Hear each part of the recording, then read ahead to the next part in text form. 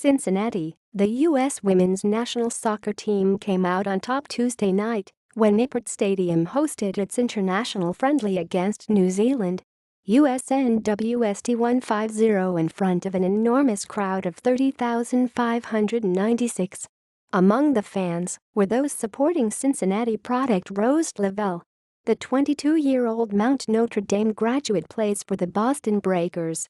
Despite a hamstring injury, Lavelle played the first 30 minutes of the match, giving her droves of fans plenty of excitement. The Americans improved to 9-3-0 this year. There are 4 more games left on the team's 2017 schedule.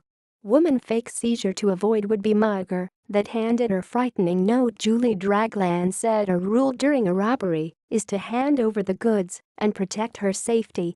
But the quick-thinking, 32-year-old Oakland resident thought otherwise Saturday when a would-be mugger behind her on a BART train handed her a frightening note that said there were 2 guns pointed at her.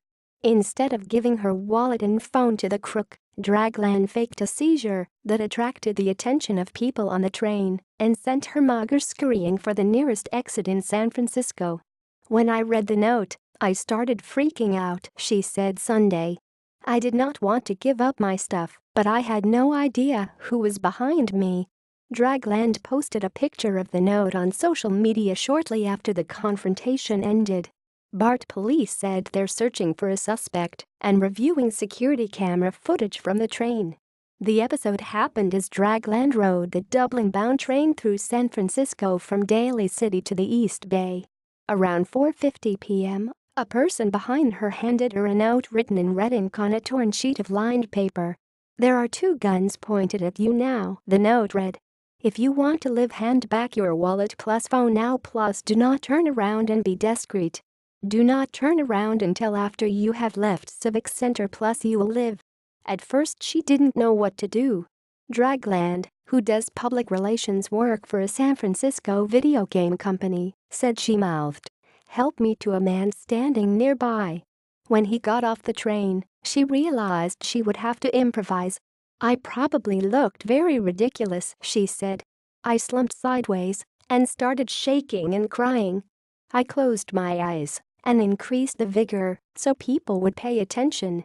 A couple nearby came over and asked if she was okay, and Dragland handed them the note.